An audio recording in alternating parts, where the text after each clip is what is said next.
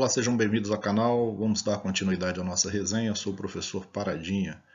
Nessa resenha nós vamos ver a questão da evolução da capoeira no mundo, né? A questão da relação estreita que há entre os grupos de capoeira e o negócio, o empreendedorismo, a questão da capoeira vista como, segundo o autor, como uma mercadoria a ser vendida.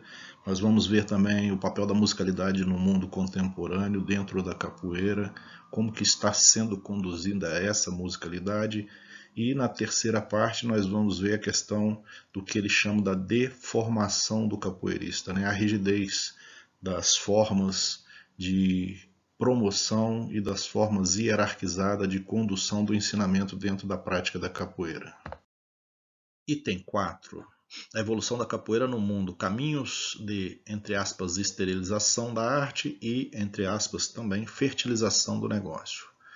Esse próprio título ele já é emblemático, né? Porque fala da esterilização da arte, ou seja, da superficialidade com que a arte está sendo apresentada, da descaracterização da arte, do falseamento dos fundamentos e da fertilização, da frutificação, da busca exacerbada pelo negócio, transformando a capoeira numa mercadoria, num negócio, a busca pelo lucro.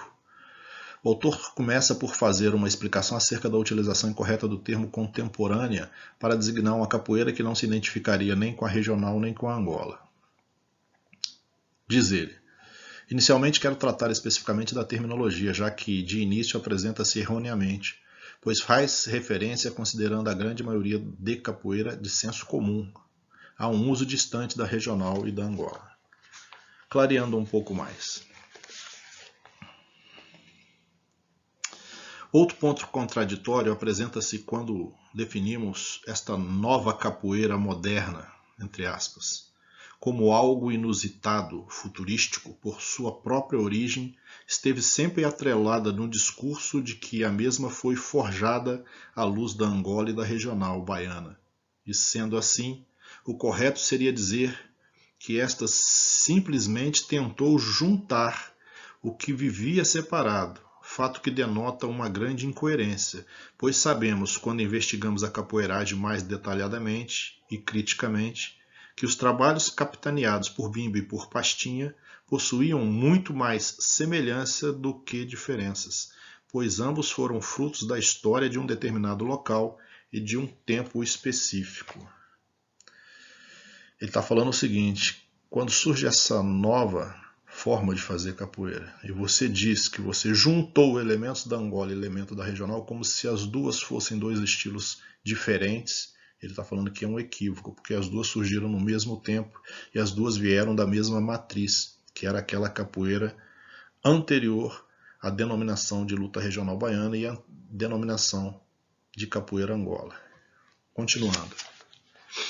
Sobre a técnica dessa capoeira evoluída, o que temos visto são consequências desastrosas, considerando os grandes números de lesões, a violência com pouca belicosidade e ainda as atrocidades com relação à biomecânica dos movimentos, pois estes, além de não respeitar os limites articulares e fisiológicos, ainda propõem uma prática completamente distanciada da estética ancestral da capoeira, visto que os capoeiras desse estilo evoluído, entre aspas, mais se aproximam de ginastas ou acrobatas de circo, com pretensões de luta, transformando o jogo em um espetáculo grotesco, pois não conseguem fazer bem nem a ginástica e nem tampouco a luta. Está criticando aqui, né? Vamos tentar traduzir a forma distorcida com que a capoeira vem se apresentando. Se você prestar atenção em alguns jogos no YouTube, jogos de capoeira, você vai ver que ele não está muito errado, não. Você vê rodas de capoeira que o capoeirista mal cumprimenta o seu parceiro ali no início do jogo e já sai dando piruetas que deixariam os ginastas de boca aberta. De modo que se um desses parceiros continuar no pé do berimbau, o outro nem nota que ele ficou para trás.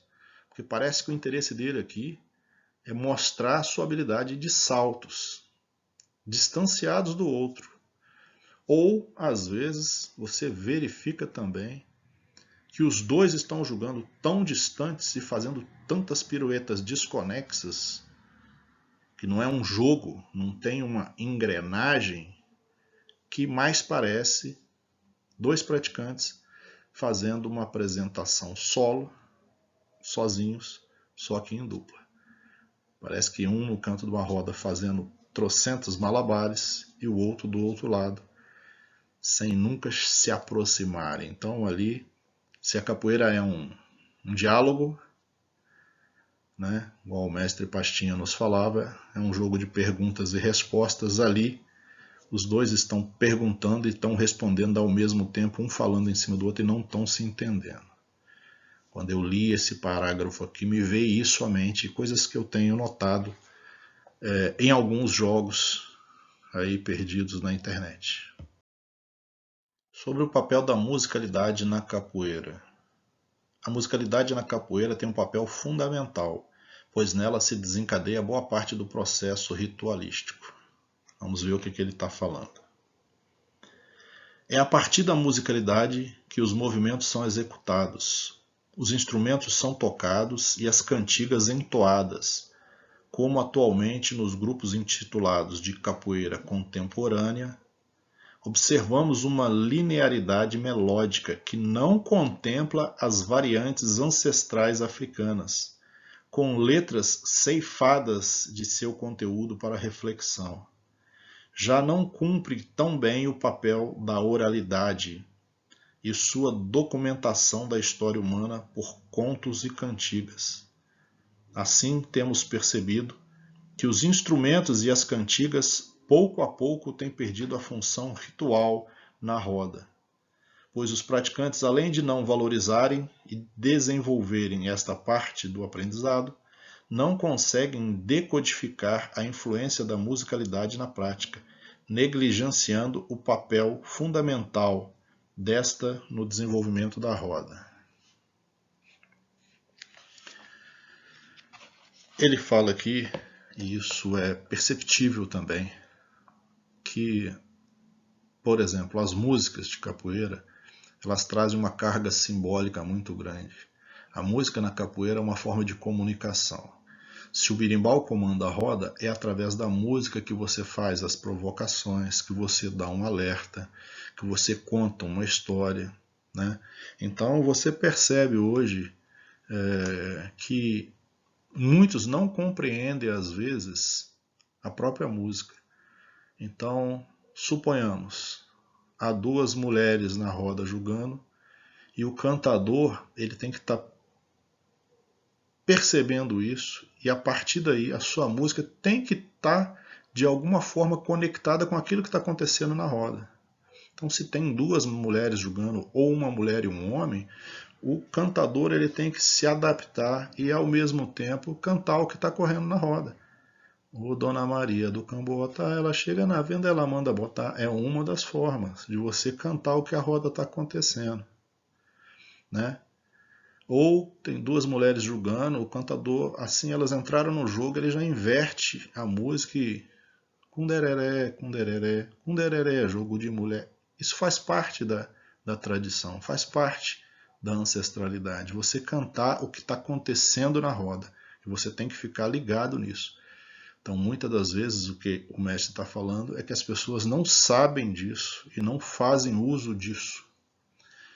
Soma-se a este conflito simbólico uma série de situações organizacionais nos grupos de capoeira, aproximando-se administrativamente de empresas e distanciando-se cada vez mais das práticas humanas e das necessidades da capoeiragem em sua trajetória, pois os mestres se transformaram em patrões, as rodas em shows, o conhecimento em produto de venda, as pessoas em números de matrículas e sua filosofia em trabalhos acadêmicos de pessoas que nunca sujaram as mãos fazendo um AU. Vamos ler aqui na página 28.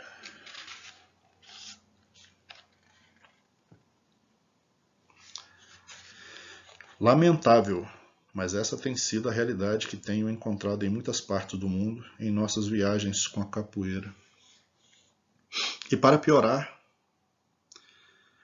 se não bastasse tudo isso, tenho percebido com o passar dos anos que os poucos cabelos que ainda me restam estão ficando brancos e a grande parte dos capoeiras acreditam que a nossa arte está em seu curso natural, como se alguma força alienígena controlasse essas mudanças, não sendo necessário refletir sobre as mesmas e só segui-las. Quero propor com essas palavras que não são verdades absolutas, e sim um desabafo ingênuo de um capoeirista da Bahia, que existem sim alternativas e essas estão ao alcance de todos aqui, aqueles investigadores da matriz ancestral da capoeira e seus representantes mais antigos, observando a forma como jogam, sua fala, como lidam com os instrumentos, seus códigos filosóficos e, acima de tudo, como vivem, mesmo não fazendo parte do espetáculo futurístico da capoeira contemporânea.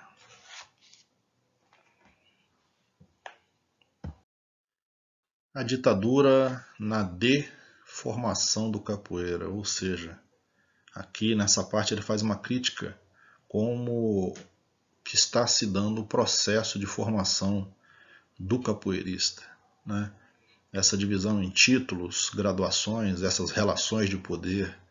Começa falando da hierarquização na capoeira, em estagiários, monitores, instrutores, esses montes de etapas que o capoeirista tem que percorrer até chegar à mestria.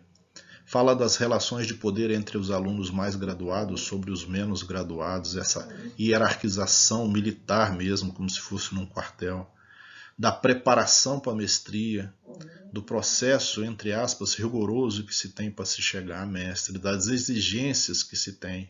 Fala da estrutura hierarquizada da capoeira, equiparando ao ethos militar, aí é uma colocação minha, né?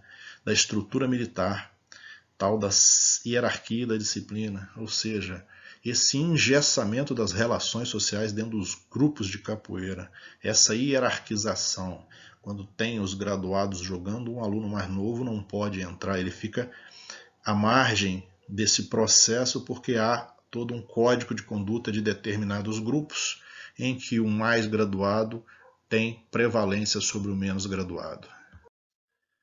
Ele chama de grupos quartéis. Nos grupos quartéis, a lógica das relações não funciona diferente das instituições militares, com mestres ditadores autoritários de saberes imaginários, totais e puros, que transformam os espaços ensino-aprendizagem em celas de aulas, aprisionando sonhos, alienando e cultuando a reprodução no intuito de garantir seu jugo para assegurar seu negócio ou simplesmente para ostentar poder, transformando seus discípulos em números sem identidades, defendendo a máxima que o grupo os transforma em indivíduos, mais fortes pelo simples fato do número de pessoas.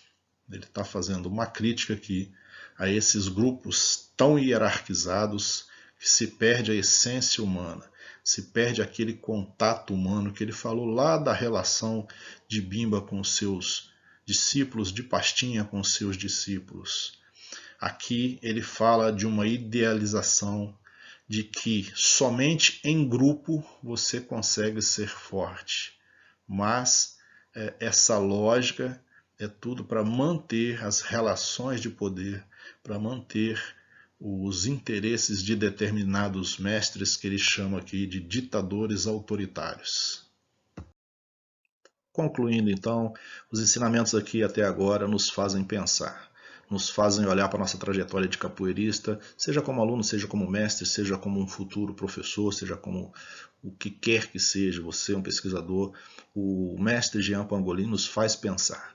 nos faz identificar, olha, isso aqui eu vejo acontecer, naquele grupo se faz assim, ou até no meu grupo, nossa, o que ele está falando faz sentido, no meu grupo é assim. Então vamos pensar, vamos levar essa obra, vamos ler, vamos tentar identificar o que, que nós podemos mudar, o que, que nós podemos evoluir. Toda a literatura da humanidade ela é assim, ela tem a função de transformar as pessoas. Então, vamos fazer bom proveito e vamos para a terceira parte. Axé.